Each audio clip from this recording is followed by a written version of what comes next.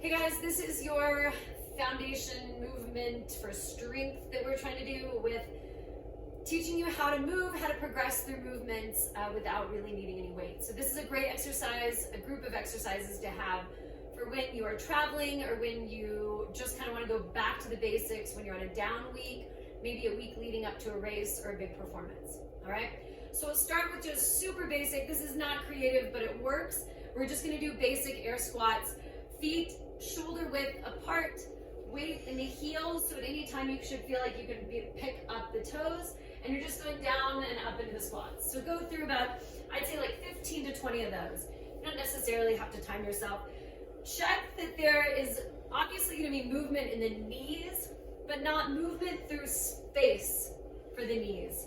So my knees aren't going out in front of my toes, I'm not coming up off the heels. My knees are really staying pretty much in the same spot as I drop the chest over, keep the shoulders pulled back, and all the way back up. 15 to 20 of those, and then go feet together, chin to the chest, roll down. I always add some kind of plank in for a warm-up because it warms up the wrist, elbows, shoulders, drop the hips, arch the back, and then take one leg straight up in the air as you shift weight back. Bring one foot down, drop the hips, and then you'll go through the other leg going back. Go through 10 of those. It should feel like a big hamstring stretch. So you can go through that slowly. So for today, you'll only need a step. We're gonna use a cooler. You can have a chair, a stool, a cooler. Everybody has a cooler these days. All right, when you're done there, you're gonna walk the hands back to the feet. Keep the feet rooted down, keep the knees bent, and just alternate right fingertips up to the ceiling, but keep the eyes down the ground. We're gonna do eyes with it next time. Hands down, reach up. Go through 5 of those on each side. So that's just adding rotation in the back. You can have as much bend in the knees as you need. And then we'll go through that one more time. Come up out of that slowly. And we'll go back through squats, one change. So 15 to 20 of those, feet evenly weighted, down and back up. You'll have a natural tendency to want to bring the arms out in front. That's just to serve as a counterbalance. You get the hips back. If you took the arms back with you, you'd notice the knees would end up going forward because you just can't send too much back. Otherwise, you're going to topple over. 15 to 20 of those. And then on the last one, hold down in a low squat, and we're just gonna do these little hip wiggles. So I just go to the outside edge of the foot, inside edge. Or if it helps to think, take the knee out, back in. Go through 10 each way on one leg. 10 each way on the other leg. Outside edge, inside edge. Supinated, pronated, supinated, pronated. Check that you're not coming up and out of it. I think gradually I just come up and up and up and up. My legs are trying to save the quads. All right, then feet together, chin to the chest, roll down slowly. Back to your plank. This time you're gonna take right hip down. When you come up, bring that right hip up and rotate the hips so that they're like stacked. And do that again, feet together, right hip goes down. Right hip comes up, right leg goes up to the ceiling. Go through 5 on the right side, 5 on the left side. You can do a straight leg reaching up to the ceiling, or you can do this kind of scorpion move where you bend the knee and you open more of that hip flexor. Just play with what feels better for you today. Same thing on the other side. Left hip, left leg. Left hip, left leg, straight leg or bent knee. When you bend that knee, you'll notice it just stretches out the front of the hip. 5 of those.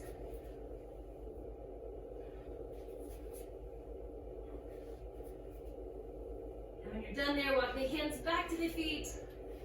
Keep the feet rooted down. This time, take the eyes with the fingertips. So right fingers reach up, right eyes look up. Left fingertips, look up. Right fingertips, look up. 5 on each side.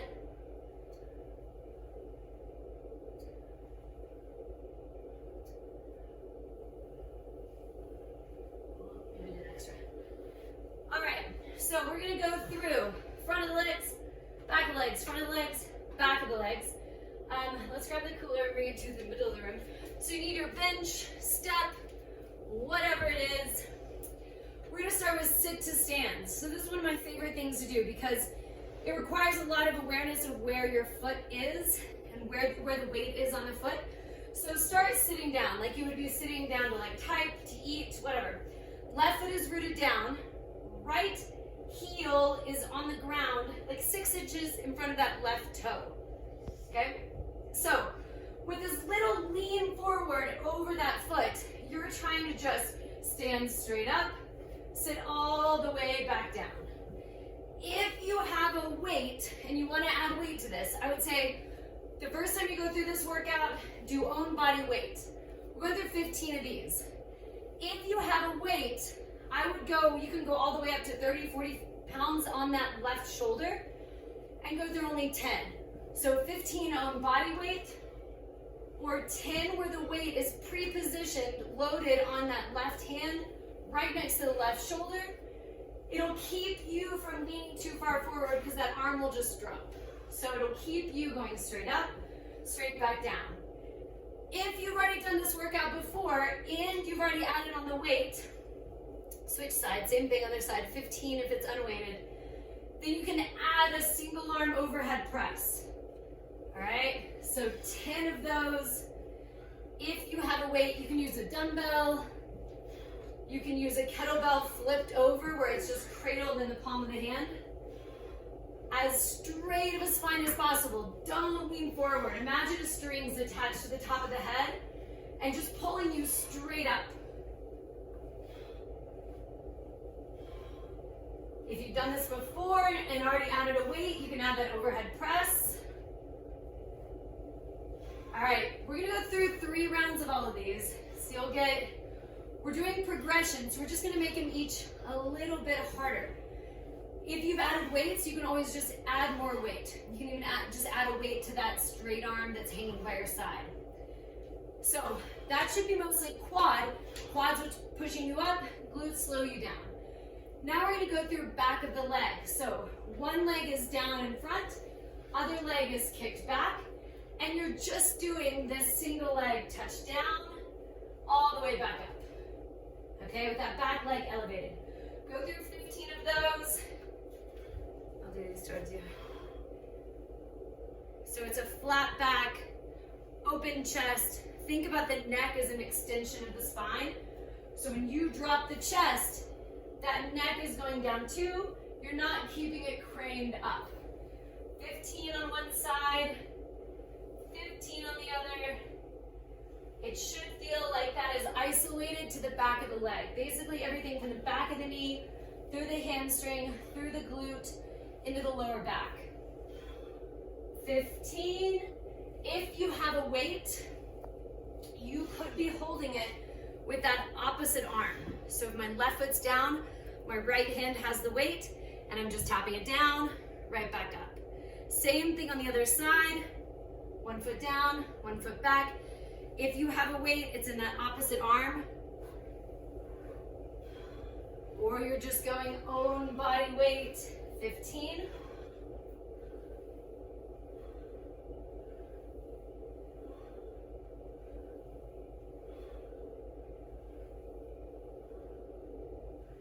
Weight should be in the heel of the foot that's down. You should feel like that signals to the back of the leg to fire to push you back up. 15 on each side. Then we'll go into back to front of the leg focus. So for front of the leg, you're going to be facing the step. So you can actually be on that side facing this way. I'll be this way so you can see from both sides. Left foot is up. Again, vertical spine. On all the other things we're doing, we're leaning over that leg. These are not supposed to be that way, so then we make the quad do all the work. So you're just standing up on, and check how high that was first. You're stepping up onto that leg and coming right back down. 15 on one side, 15 on the other. If you want to make the arms match the movement, because if you were running, go for it. Imagine you have a wall in front of you that you can't hit. You naturally are going to want to shift all the weight over that leg to push up, but that's going to bring in the back of the leg, and we want to let it just check out because the back of the leg just got a lot of work. Quads the one working now. 15 step ups, and then you'll switch legs. Same thing on the other side.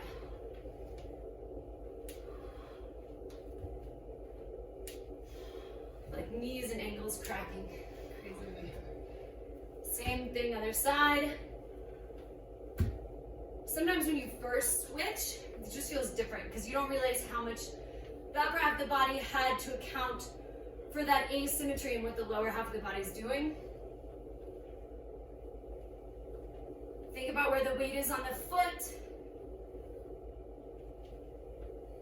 The up should be just as hard as the down. You're not letting yourself slam back down. Control back down.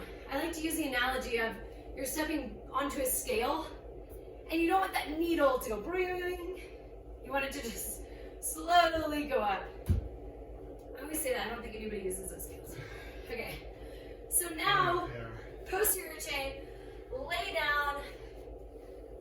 Glutes as close to the bench step, whatever it is that you have. One heel is down, one foot is lifted. Palms are down by the side, and you're just pushing through that heel. 15 little lifts. If you have a weight, you're gonna want a soft one. You can set it on the hips, or if you just wanna work on shoulder stability while you're doing all this, hold a 15 to 30 pound dumbbell in that same arm. And that arm has to work to just generally stabilize it. So you can still be getting the shoulder exercise while you're doing the leg. So when you switch feet, you would also switch leg. 15 hip raises. This should be a really isolated feeling from the hamstring to the glute. A lot of times people feel it where those two cross, where they like kind of intersect. 15 of those. And then both heels on, raise the hips up, and just little pulse at the top. Go through 15 tiny lifts.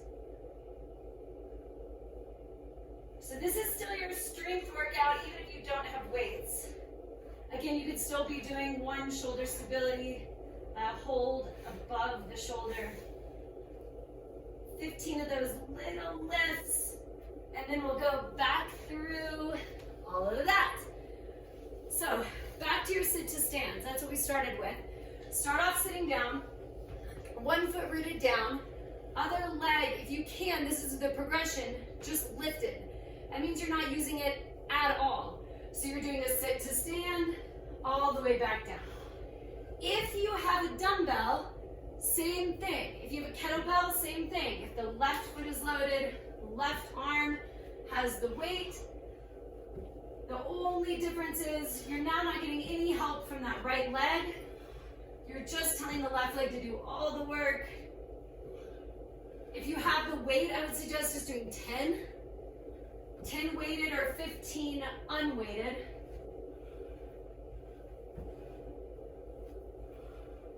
Think about when you're breathing, the idea is to exhale on the exertion. Breathe out on the way up. Same thing on the other side. You'll switch feet. That other leg's lifted. If you can, that's the much harder variation. If you're not quite there yet, go right back to what we did the first round. And eventually at some point, we'll keep adding these back in. You'll eventually be able to do that with that leg lifted. Right hand would have the weight. Full overhead press.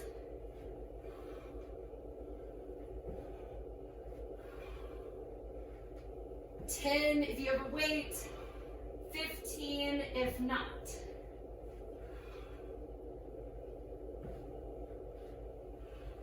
All right, when you're done there, we're gonna go back to those deadlifts where the back leg is lifted up onto the bench. So you'll have left foot down, right leg kicked back, just like how we started with last time. This time, touch down for your deadlift, come back up, and then you're doing this single leg lunge, down and back up, okay? So from here, you're alternating. Touch down, come up, single leg lunge, back up. Touch down, come up, single leg lunge. Do 10 of each of those, so that leg is getting 20 things. If you have a kettlebell, same idea, you're just gonna load that arm. Single leg, in fact, if you're with the left foot, I would hold the weight in the right side, and alternate. Deadlift, lunge.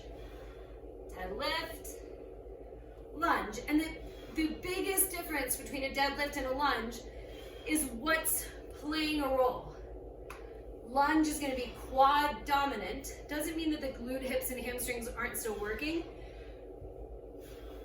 Deadlift is gonna be posterior chain. Glutes, hips, and hamstrings are now what's firing. Same thing on the other side.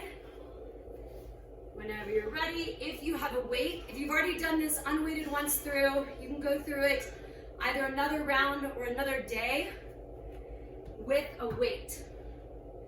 But get that movement down first before you add, I don't know, 30 pounds. Alternating deadlift, then lunge. Another big difference between the deadlift and the lunge is the positioning of the spine. So deadlift, right, I'm always gonna drop the chest forward. Squat or lunge, I'm always gonna keep the chest open and the spine vertical. So think about that when you're doing each one. The more you hinge forward, the more you're asking the back of the leg to fire.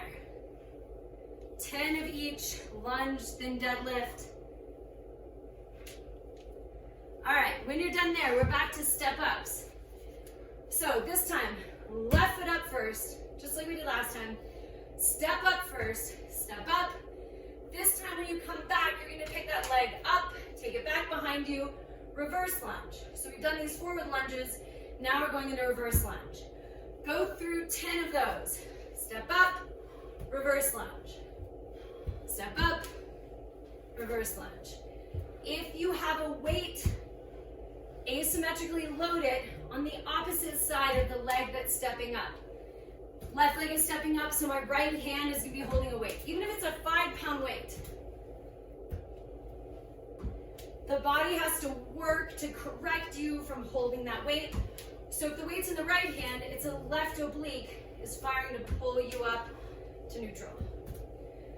And neutral is just vertical spine, shoulders stacked over the hips. 10 of those. I'm not counting. I think I did a bonus. Same thing on the other side. You would switch hands. Right foot is up now. Weight would be in the left hand. Make sure you go through these movements at least one time through with no weight. And I would turn off all distractions so that you can think about, how do I land on my foot? When I step back down, am I going toe, ball of the heel, or am I landing flat-footed, right? Whatever it is should be in control and should be putting impact on the joint. With running, we're trying to land mid-sole, not heel strike. We certainly don't want to run on our toes. So think about, how can I most easily cushion that landing? 10 of those guys, and then we're laying back down. Lay down, left foot down, right leg up. These won't change. 15 and 15. What we do with the both heels on will change a little. I think that snow finally fell off the... Yep. We have a lot of snow on the roof of our house, and we've been knocking it off.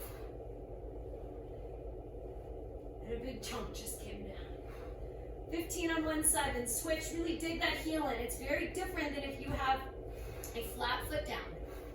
It's why we put weight into the heel when you're doing a deadlift.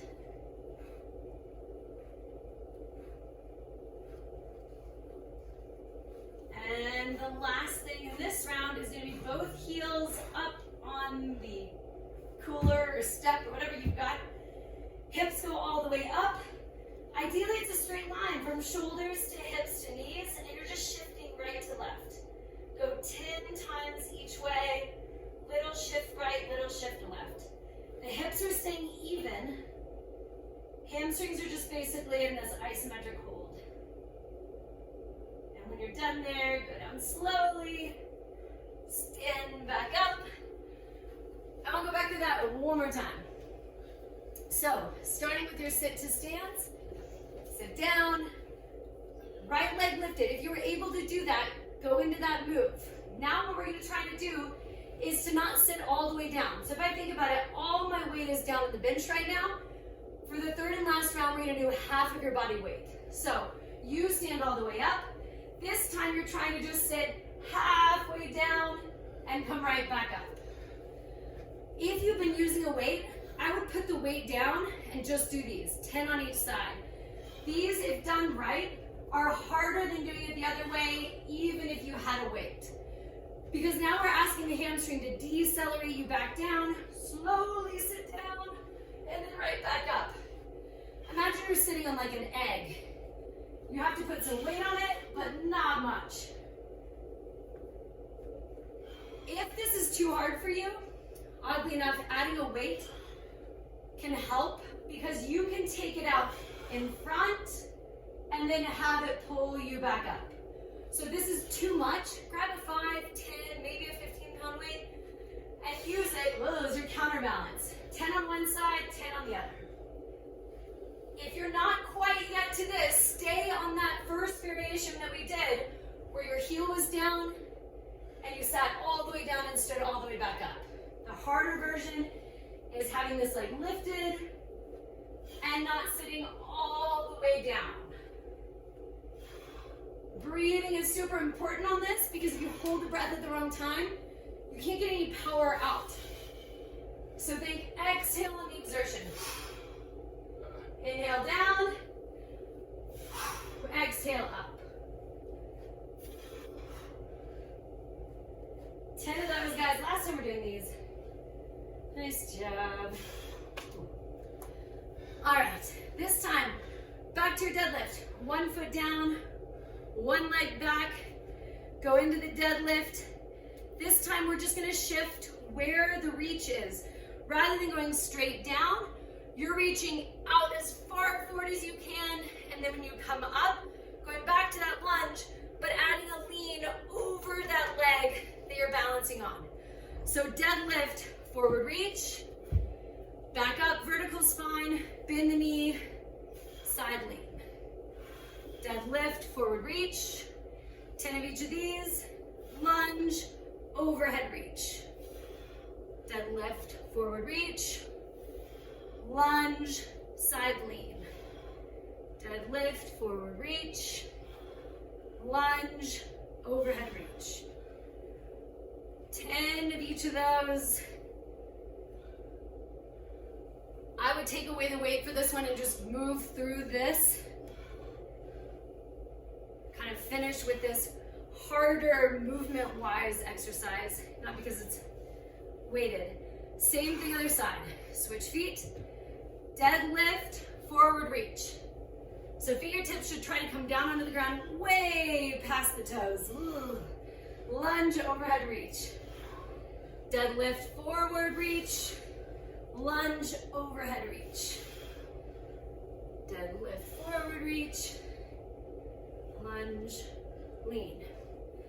I always think like try to take the bicep to the ear and lean over rather than reaching that arm over in front of you, because at this point now nothing's happening in my spine.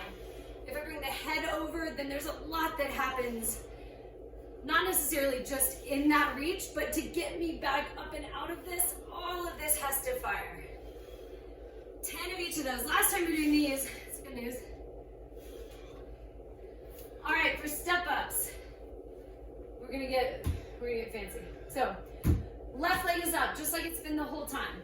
Step up. When you come down, you're bringing this leg back. Hands go down, back, push up, and then just reverse all of that.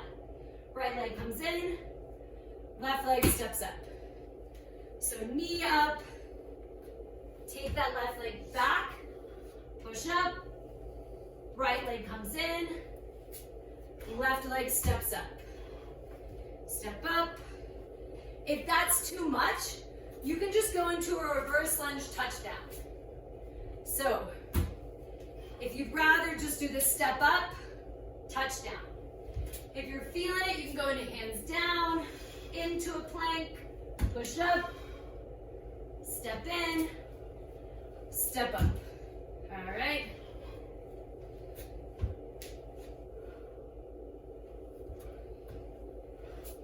Ten of these.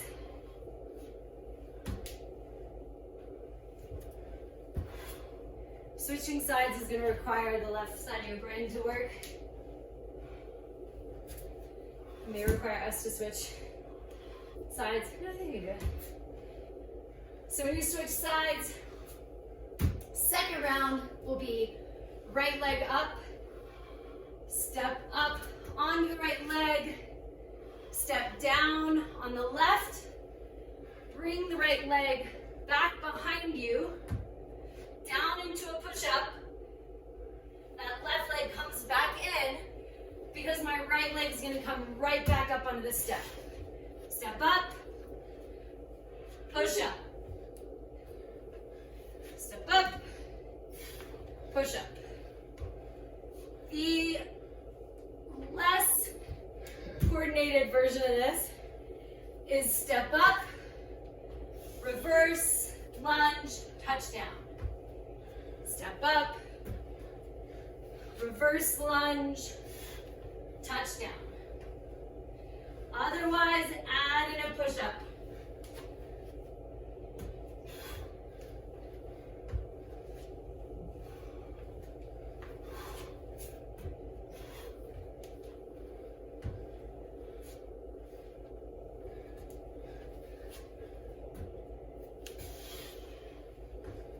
All right. Last time for those. The only thing you have left is going to be posterior chain. Where you're laying down. Like I said, it won't change. 15 on one side, 15 on the other. Whenever you're ready. Hip lift, return.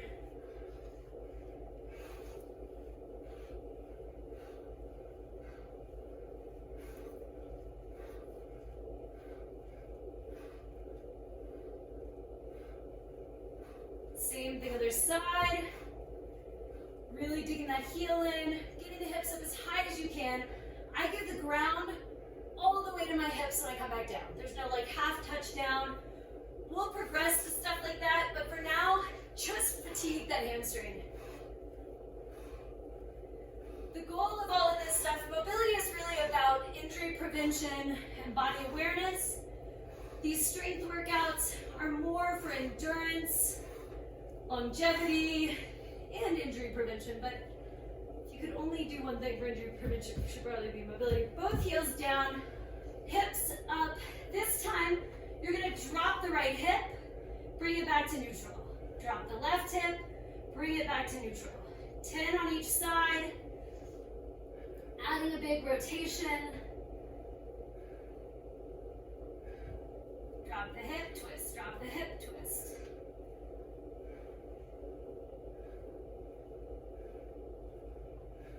All right, when you're done with those, you can go straight into legs straight up, hands behind the head, 3 crunches, 1 hip raise. 3 crunches, 1 hip raise. Go through 10 of those. So you're gonna end up doing 10 hip raises and 30 crunches. For every hip raise, there are 3 crunches. Hip raise, crunch, crunch, crunch. Hip raise.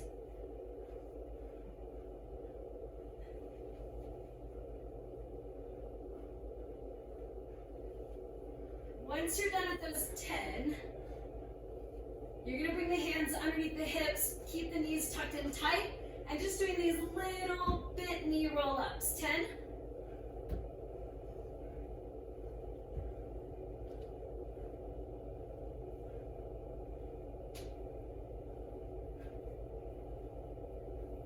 And then go legs straight out. Little bitty flutter kick slow. 10 of each of those. Nice job. All right, so it was 2 exercises twice through for the warm-up, 4 exercises 3 times through with a little bit of abs at the end. If you have a weight, you can always add in weight. If you don't need it to make this hard and really effective as a strength workout. So this is a good one to keep in your back pocket for whenever you don't have weights with you, traveling, want to work out with somebody and don't have enough for that. This is a good basics for the quads and hamstrings and general body awareness for how to do these movements.